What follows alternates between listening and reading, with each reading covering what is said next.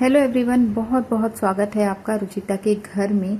तो पिछले काफ़ी दिनों से मैं वीडियो शूट नहीं कर पा रही थी और आप तक वीडियो नहीं पहुंचा पा रही थी, जिसके कारण मेरे मन में बहुत सारा गिल्ट भी था कि मैं सही समय तक आप लोगों के साथ वीडियो शेयर नहीं कर पा रही हूँ, क्योंकि पिछले कुछ समय से काफ़ी बिजी शेड्यूल हो गया था, जिसकी वजह से मैं वीडियो शूट नहीं कर पा रही थी और ना ही एडिटिंग कर पा रही थी। खैर, जैसे तैसे समय निकाल कर मैंने ये वीडियो बनाया है और आप लोगों तक पहुँचा रही हूँ। और इस दौरान मैंने बहुत सी ऐसी पॉजिटिव चीज़ें सीखी हैं जो आज मैं आपके सामने इस वीडियो के माध्यम से शेयर करने जा रही हूँ। क्योंकि कहते हैं ना, जब भी कुछ ऐसा होता है जो हमारे फेवर में नहीं होता है तो उससे हमें कुछ ना कुछ ऐसा ज़रूर सीखने को मिलता है जो आगे हमारी लाइफ में काम आता है। यानी कि हमेशा बुरी चीज़ें हमारे साथ जो होती हैं वो बुरी नहीं होती हैं, वो हमें कुछ सिखा कर जाती हैं ताकि हम आगे के लिए सतर्क हो जाएं। तो बस वही एक्सपीरियंस जो मैंने शेयर किया है पिछले कुछ टाइम से, जिससे मैं स्ट्रगल कर रही थी, वो सब कुछ मैंने एक सार निकाला है और वो सब कुछ मैं आज इस वीडियो में आपके साथ शेयर करने जा रही हूँ। तो चाहे हाउसवाइफ हो या फिर वर्किंग लेडीज़ हो, सभी के साथ एक बहुत कॉमन जो समस्या है वो देखने को मिल रही है आजकल, और वो है समय का अभाव।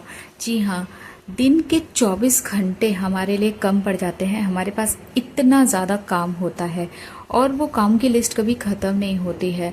आप 24 घंटे में से 7 घंटे रात की नींद के लिए निकाल दीजिए। इसके बाद के जो सारे घंटे हैं उसमें हम पूरा मशीन की तरह अपने आप को झोंक देते हैं कामों में, लेकिन इसके बाद भी ना जाने हमारे काम क्यों नहीं पूरे हो पाते हैं, काम पेंडिंग ही रह जाते हैं। कई स्टडीज़ में ऐसा बताया गया है कि जो बहुत सक्सेसफुल लेडीज़ होती हैं उनका काम करने का ढंग हम आम औरतों के काम करने के ढंग से बिल्कुल ही अलग होता है।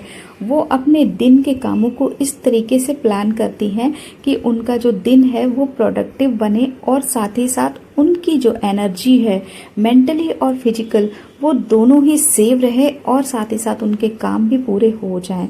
तो इस तरीके की प्लानिंग आप भी कर सकते हैं। ये कोई बहुत मुश्किल काम नहीं है, बस ज़रूरत है कि उसको डेली में थोड़ा थोड़ा इम्प्लीमेंट करने की। जब आप थोड़ा थोड़ा इस तरीके से अपनी लाइफ में कामों को इम्प्लीमेंट करेंगी तो वो आपके रेगुलर रूटीन का हिस्सा बन जाएंगे। तो चलिए देखते हैं कि आप इसको किस तरीके से अप्लाई कर सकती हैं। सबसे पहले तो सोकर उठकर आप अपने मोबाइल को एक साइड रख दीजिए, अपने जितने भी नोटिफिकेशन हैं उनको ऑफ कर दीजिए और जब तक आपका काम खत्म ना हो जाए आप मोबाइल को टच भी मत कीजिए। और इसके बाद आपके जो दिन भर के जो आपने सोचे हैं 2 ऐसे इम्पॉर्टेंट काम, उनको आप डायरी में ज़रूर लिखिए अपने रेगुलर कामों को छोड़कर, क्योंकि रेगुलर काम तो हमारे डेली बेसिस पे हो जाते हैं, बट जो एक्स्ट्रा काम है या जो काम हमने सोचे हैं बहुत दिन से करने को, वो काम हमारे रह जाते हैं। क्योंकि दिन भर के कामों को करने के बाद हमारे पास इतनी एनर्जी नहीं बचती है कि हम कुछ एक्स्ट्रा काम कर सकें। अगर सुबह सबसे पहले आप अपने डायरी में ये नोट कर लेंगे कि ये 2 काम मुझे आज निपटाने हैं, तो आपकी बॉडी और आपका माइंड उस हिसाब से आपको इंस्ट्रक्शंस देगा और आपकी जो एनर्जी का लेवल है वो उस हिसाब से आपको मैनेज करेगा, आपकी बॉडी को। तो आप इस तरीके से अपने कामों को फटाफट निपटाएंगे रेगुलर वाले, कि ये मुझे काम एक्स्ट्रा वाले आज की डेट में निपटाने हैं। थोड़ा सा अपने आप को पुश करना पड़ेगा, लेकिन धीरे धीरे ये आपकी रूटीन का हिस्सा बन जाएगा। बहुत ज़्यादा काम मत लिखिए एक बार में, अगर हो सके तो 2 लिखिए, नहीं तो 1 ही लिखिए। कहते हैं ना, कुछ ना करने से तो थोड़ा करना बेहतर होता है। अब कामों को लिखना कैसे है? कामों को हमेशा प्रायोरिटी के हिसाब से लिखिए। जैसे कि आज आपने सोचा है कि अपनी अलमीरा की सफाई करनी है और दूसरी ओर आपको अपने बच्चे का बहुत टाइम से जो प्रोजेक्ट पेंडिंग पड़ा था उस प्रोजेक्ट को कंप्लीट कराना है, तो इन दोनों कामों में से आप किस काम को प्रायोरिटी पे रखेंगे? मेरे हिसाब से तो आपको अपने बच्चे का जो प्रोजेक्ट है उसको प्रायोरिटी पे रखना चाहिए, क्योंकि वो एक बार हो गया, फिर अलमीरा की सफाई तो आप किसी नेक्स्ट डे या किसी भी टाइम जब आपको समय मिलेगा आप कर सकती हैं, बट बच्चे का प्रोजेक्ट ज़्यादा ज़रूरी है।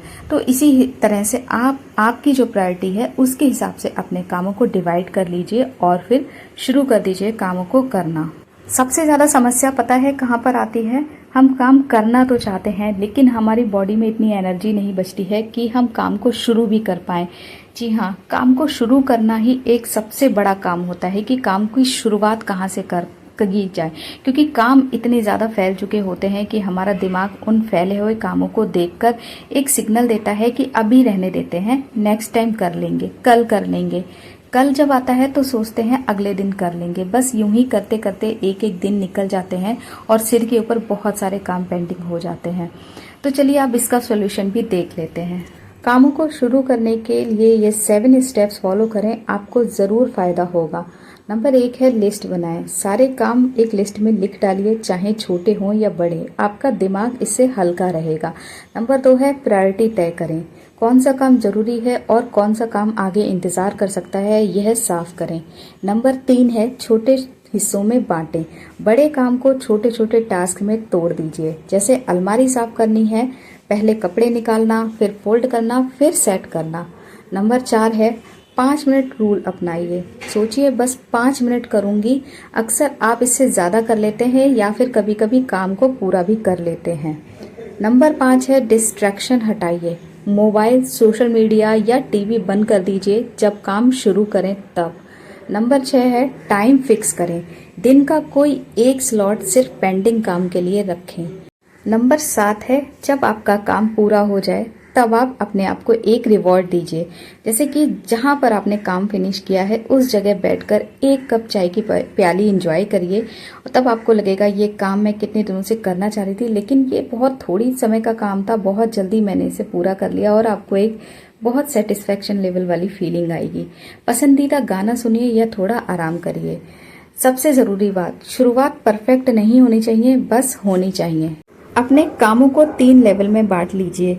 नंबर 1 हाई प्रायोरिटी के काम, नंबर 2 मीडियम प्रायोरिटी के काम और नंबर 3 लो प्रायोरिटी के काम। हाई प्रायोरिटी के काम करना तुरंत ज़रूरी होता है, जैसे कि खाना बनाना, बच्चों की ज़रूरत का, समय पर बाहर जाना, ऐसे काम। मीडियम प्रायोरिटी वाले काम होते हैं जो आज ही करने हैं, लेकिन समय में लचीलापन अपना सकती हैं, जैसे कि सफाई, कपड़े की तह बनाना, सब्जी काटना, बाजार जाना। और लो प्रायोरिटी वाले काम होते हैं बाद में भी चलेगा, यानी कि उन कामों को आप बाद में कर सकती हैं, जैसे कि अलमारी सजाना, पुराना सामान देखना, ऐसे बहुत सारे काम। इस हिसाब से आप कैटेगरी वाइज भी डिवाइड कर सकती हैं अपने काम। जब आप शाम को अपने बच्चों का होमवर्क करा रही हों तो उसके साथ साथ आप अपने बहुत से काम कर सकती हैं, जैसे कि उस समय आप डिनर के लिए जो खाना बनाना है उसमें सब्जी काट के रख सकती हैं, या फिर कपड़ों की घड़ी कर सकती हैं बैठे बैठे, या फिर कोई भी कपड़ा आपको रिपेयरिंग करना है तो आप सुई धागा लेकर बैठकर उस कपड़े की रिपेयरिंग कर सकती हैं। ऐसे आप बहुत सारे कामों को उस समय पर कर सकती हैं। काम की शुरुआत भले ही छोटी हो, लेकिन उसका अंत बहुत बड़ा होता है, यानी कि काम खत्म होने के बाद जो उससे खुशी मिलती है वो बहुत बड़ी होती है। और याद रखिए, घर के सारे काम कभी भी 100% तरीके से पूरे नहीं हो सकते, लेकिन सही प्रायोरिटी तय करने से आपका दिमाग ज़रूर हल्का रहेगा और ज़रूरी काम हमेशा ही समय पर निपटेंगे। तो ठीक है, कामों की शुरुआत करिए और कामों को प्रायोरिटी के हिसाब से सेट करिए। तो यहीं तक का था आज का वीडियो। फिर मिलूंगी आपसे किसी नेक्स्ट टॉपिक के साथ। तब तक के लिए आप सभी को मेरा प्यार भरा नमस्ते।